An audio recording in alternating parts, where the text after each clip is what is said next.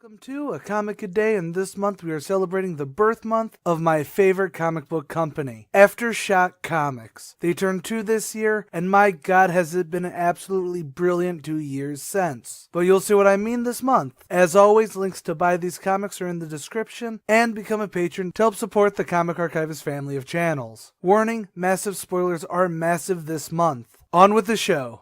Second Sight number 1.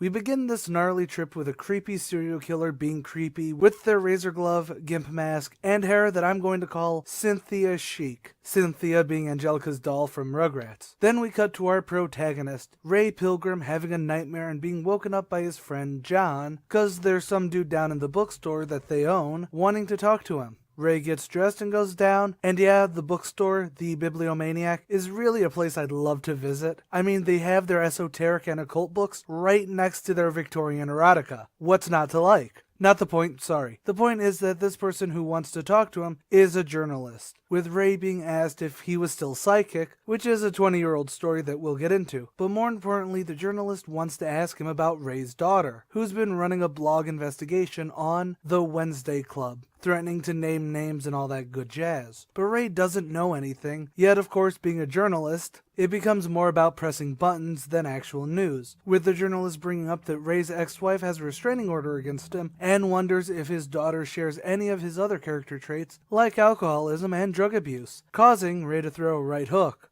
Now, it may not be the journalist's fault since we see a demon-y looking spirit thing enter him before he went for the personal attack. Plus, there's another person in the shop recording the whole incident on their camera phone. Yes, it was all basically just a setup to get hits. I will definitely talk about this more during the analysis bit. So, of course, the punch goes viral, though the article Ray's daughter reads calls him Ray Palmer. DC reference. So Ray's daughter gets a call from her father about wanting to meet up to talk, and since there's now TV crews camped out in front of her house, she just gets inventive to escape her home. Well, okay, inventively climbing down the fire escape, so take that for what it is. She meets up with her dad at a local pub because Ray wants to see her blog finally. Tony, that's Ray's daughter's name by the way, I realize I hadn't said it yet, shows her father, and boy, with a tagline like, dragging the truth kicking and screaming into the spotlight, you'd think that she wouldn't actually get any views to be a political threat. Ray tells her that she can't name names until there's actual evidence, but Tony stands firm that she does have real evidence and witnesses and everything that if she did start naming names, it wouldn't be a legal problem for her. She's got over 24 victims over the last 25 years from the Wednesday Club. But 19 of them are dead and none of them died of natural causes. She can prove that the Wednesday Club is real, but Tony flips the conversation into wanting to know about her father more, and they get talking about Ray's psychic past. See, Ray's a remote viewer who over 20 years ago got his first viewing after drinking some mushroom tea, the morning after a drug-filled party, which by the way is so London grunge that I need a shower just from reading it. The news talks of the murder that Ray saw through his vision, so he calls the cops who, not buying the psychic angle, arrests him on suspicion of murder. However, the story is then interrupted by Ray's ex-wife and Tony's mom, they're the same person, duh, storming into the pub to get her daughter back. And in the corner, the journalist and his partner from earlier mocks Ray.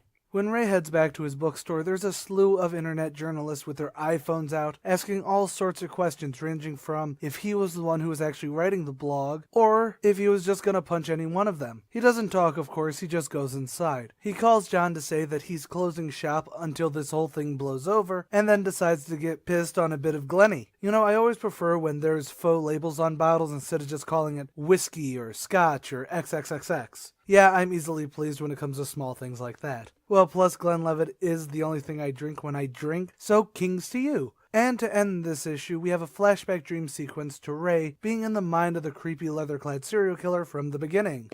Okay, so basically every one of the books I'm covering this month I have talked about before in my Why You Should Be Reading Aftershock Comics video, and some later will also have first issues attached. So it is going to be sort of hard to keep these not repetitive, but I will do my best. Link to that video is in the description as well. But unlike first issues or Why You Should Be Reading, this isn't a review to get you to buy something sort of thing, so let's get cracking on the nitty-gritty. This book oozes British indie scene with a premise that is a bit grim, being about both a man who can remote view serial killings as well as his daughter breaking stories about a pedophilia ring. That's not even counting the harsh place Ray seems to be in his life since his alcoholism and substance abuse days, yet even with the bitchy ex-wife who was in the same scene, just remarried and became one of those mothers, the scene with Ray and his daughter adds a heart that, while I wouldn't necessarily make it touchy-feely, but rather at least shows a light through the dirty windows of this piece. Something that I actually don't know if it was intentional or not, and something that I've always kind of liked about Aftershock as a whole, is that there seems to be a dislike for online journalism as it is. I don't mean that they go out of their way just to go, man, internet sucks, but here is a perfectly great example of how there's good online journalism and bad online journalism. Tony is using a blog and the internet to crack open the Wednesday Club and a pedo ring, using investigative skills that I'd actually say is a modern update to traditional investigative journalism, where the others of the press, who we see waving their iPhones to try and get a soundbite, with the inciting journalist even having a partner off to the side recording him, fishing for a punch basically, instead of going towards actual news. Maybe the better comparison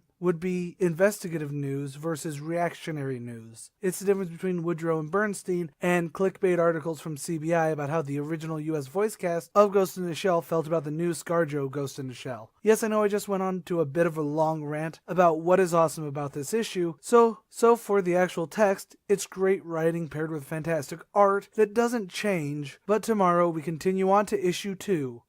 Don't forget, like, share, and subscribe to these videos for more. Check out my other 2 channels, Comic Archivist and ComicSins. Become a patron to support and even get to choose the next comics we do for a comic a day. And as always, stay golden, Inklings.